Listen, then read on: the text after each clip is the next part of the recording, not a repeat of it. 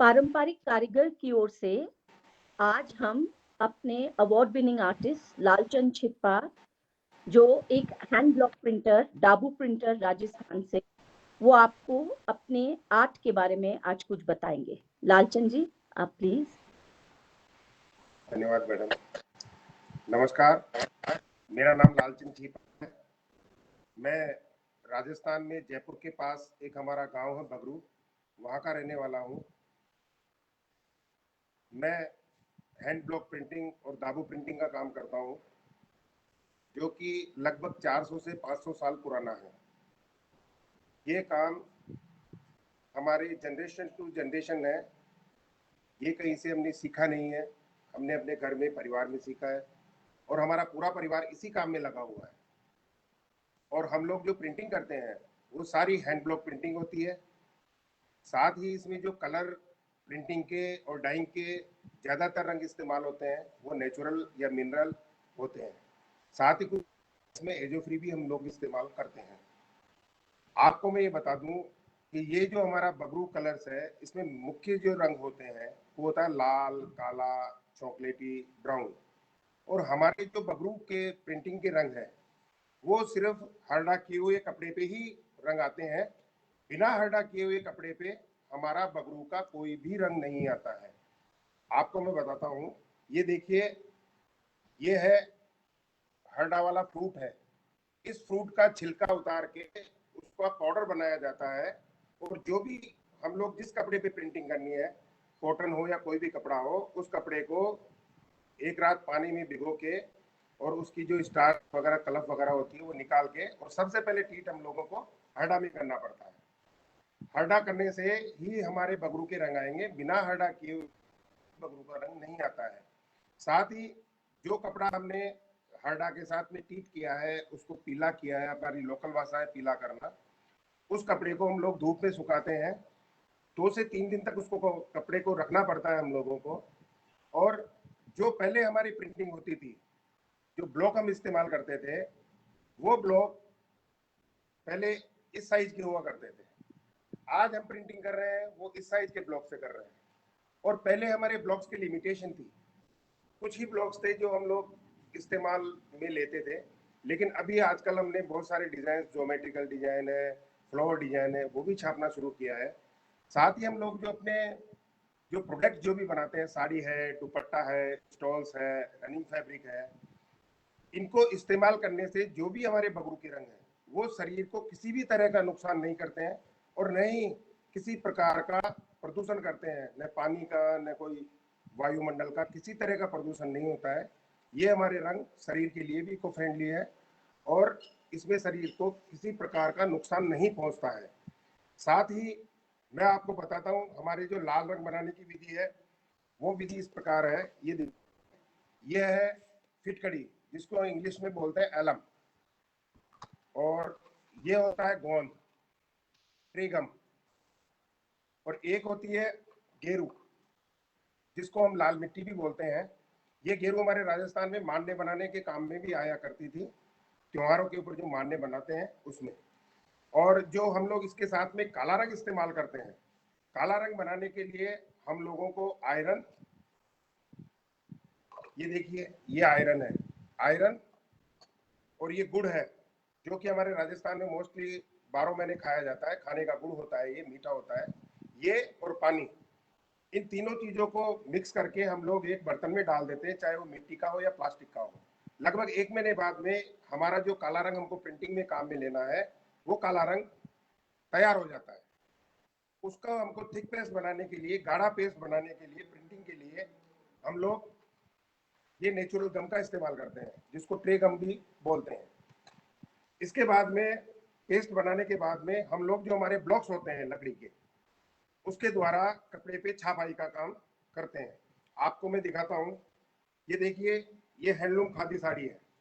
इसके ऊपर हमने ब्लॉक प्रिंटिंग का काम किया है। हमारे जो बगरू के ट्रेडिशनल रंग हैं, उन रंगों के साथ में इसमें हमने काम किया है। इसमें आप ये जो लाल रंग देख रहे हैं, ये फिटकड़ी का रंग बना हुआ है। और जो काला इसमें नजर आ रहा है वो आपको, वो आयरन और गुड़ वाला रंग है। तो इस प्रकार से जैसे जो सूती कपड़े के ऊपर है, ये सूती पे भी हम लोग छापते हैं, और जो कपड़ा सिल्क वगैरह होता है उस भी हम प्रिंटिंग करते हैं। मोस्टली प्रिंटिंग के अंदर पहले हम लोग जो काम में लेते थे वो ज़्यादातर सूती कपड़ा लेते थे, और बगरू प्रिंट जो हमारा ब्लॉक प्रिंटिंग का काम है, इसके साथ में एक प्रिंटिंग और हुआ करती है, वो है दाबू प्रिंटिंग। दाबू मीन्स जो कपड़ा छपा हुआ है उसका एरिया कवर करने के लिए हम लोगों को विदाउट फिलिंग वाले ब्लॉक से प्रिंटिंग करनी पड़ती है। वो पेस्ट बनाने के लिए हम लोग, ये देखिए काली मिट्टी है, इसका इस्तेमाल करते हैं, और ये चूना है जो कि खाने के भी काम आता है, वो भी इस्तेमाल करते हैं, और ये नेचुरल गम है, इसका इस्तेमाल हमारा पेस्ट बनाने के लिए, जो दाबू पेस्ट बनता है उसके लिए हम करते हैं। साथ ही इसके अंदर ये है जो गेहूं के कीड़ा लग जाता है, हम अपनी लैंग्वेज में इली बोलते हैं, ये कीड़ा जो पाउडर निकालता है, ये पाउडर, चूना, काली मिट्टी, गोंद, इन सब का हम लोग पेस्ट बनाते हैं। पेस्ट बनाने के बाद में जो हमने बगरू प्रिंट में कपड़ा तैयार किया है, उस कपड़े के ऊपर विदाउट फिलिंग वाले ब्लॉक से हम लोग दाबू प्रिंट का काम करेंगे, और वो भी ब्लॉक से ही होता है। दाबू प्रिंट करने के बाद में उस कपड़े को हमको कोई भी डाई करना है, सपोज बगरू प्रिंट करने के बाद में आपको इंडिगो डाई करना है, या ग्रे डाई करना है, या अनार के छिलके की डाइंग करनी है, या ग्रीन डाई करनी है, तो वो डाई हम करेंगे। वो डाई करने से क्या होगा कि जो कपड़ा हमने डाई किया है उस कपड़े का बैकग्राउंड ही चेंज होगा, जहां हमने दाबू पेस्ट लगाया है उस एरिया में किसी तरह का भी कलर नहीं आएगा। ये देखिए, ये दाबू का ब्लॉक होता है, ये मड रेजिस्ट के लिए स्पेशली बना हुआ ब्लॉक है, और इससे हम लोग दाबू करते हैं। अगर ये ब्लॉक हम दाबू में इस्तेमाल करना चाहेंगे आउटलाइन वाला, तो ये हम दाबू में इस्तेमाल नहीं कर सकते हैं। तो इस तरीके से हम लोगों की जो प्रिंटिंग का काम है, वो सारा प्रिंटिंग का काम इस तरीके से हम लोग करते हैं। साथ में ये देखिए, इसको बोलते हैं दाबू प्रिंटिंग। इंडिगो डाई के साथ में ये साड़ी है, इसको हम लोगों ने व्हाइट कपड़े के ऊपर दाबू प्रिंट किया है, और इसको इंडिगो डाइंग से हमने तैयार कर दिया है। और इसी प्रकार से हम लोगों को जो है वो प्रोसेस के लिए जो उपयुक्त हमारे कलर है, उसके अंदर पहले हम लोग सारे जो रंग थे वो टोटली एक लिमिटेशन के रंग थे। आज हम लोग इसमें नई नई नेचुरल डाइज भी यूज कर रहे हैं, कुछ मिनरल कलर भी हम इस्तेमाल कर रहे हैं। तो इस प्रकार से हम लोगों का जो प्रोडक्ट है वो प्रोडक्ट भी इससे ज़्यादा बड़ा है। पहले हम लोग सिर्फ रनिंग कपड़ा ही बनाते थे, आज हम उसके लिए साड़ी भी बना रहे हैं, और दुपट्टा भी बना रहे हैं, स्टॉल भी बना रहे हैं, स्कार्फ भी बना रहे हैं। पहले सिर्फ हम लोग रनिंग फैब्रिक छापा करते थे, पीढ़ी दर पीढ़ी, हमारे फादर, उनके फादर तो सिर्फ रनिंग बनाते थे।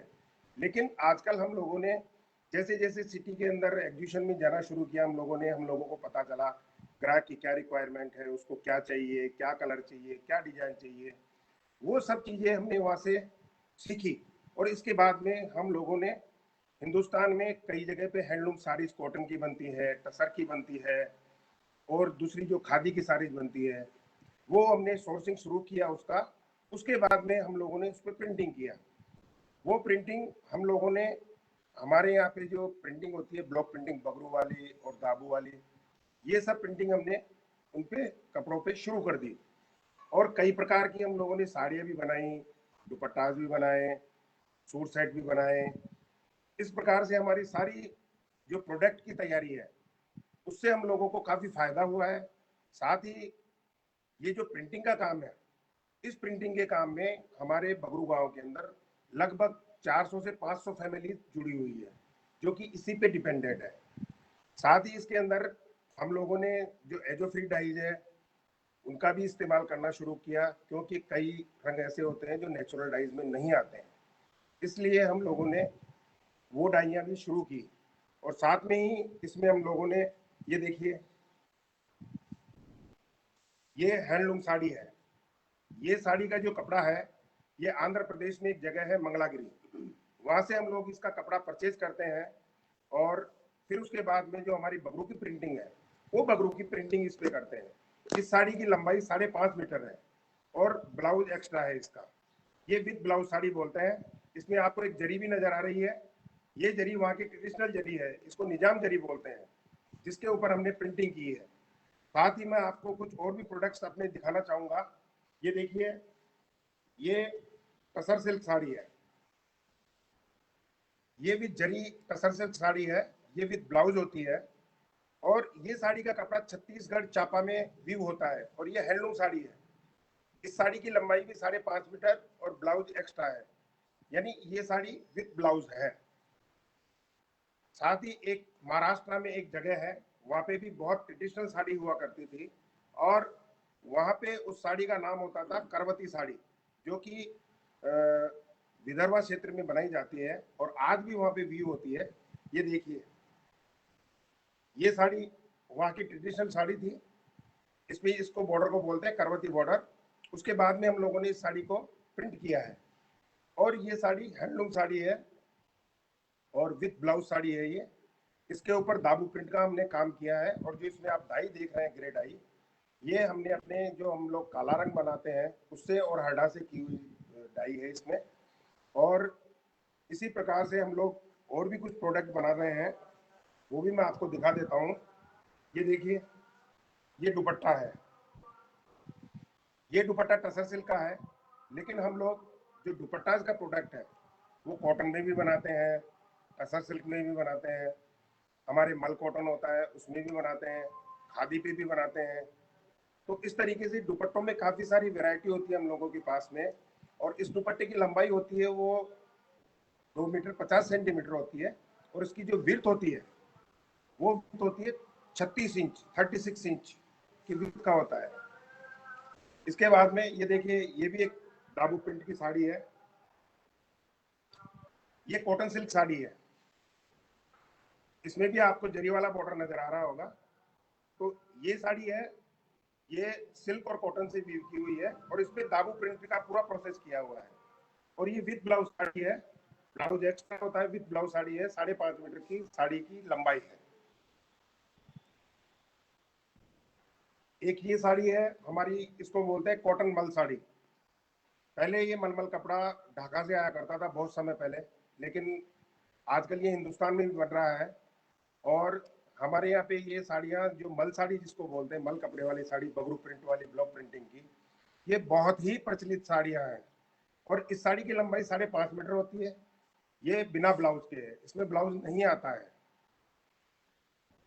इसी के साथ में आपको मैं और भी अपने प्रोडक्ट बता देता हूँ, आप देख लीजिए प्रोडक्ट्स को। काफी सारे प्रोडक्ट्स हमारे यहाँ पे बनते हैं। ये देखिए, ये साड़ी है, ये भी सिल्क कॉटन साड़ी है। ये साड़ी हैंडलूम साड़ी होती है, ये विद ब्लाउज है।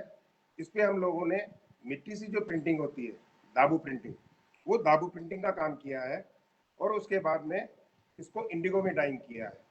इसमें आपको 2 शेड नजर आ रहे होंगे, डार्क ब्लू और लाइट ब्लू। ये इस प्रोसेस को हम अपनी भाषा में बोलते हैं डबल दाबू प्रिंटिंग। तो ये भी विद ब्लाउज साड़ी है, ब्लाउज को छोड़ के 5.5 मीटर इसकी लंबाई होती है। ये साड़ी भी हैंडलूम साड़ी है,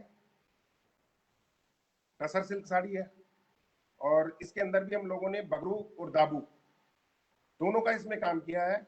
और इस साड़ी, ये जो साड़ी का लंबाई है 5.5 मीटर है और जो ब्लाउज पीस है वो इसमें एक्स्ट्रा है।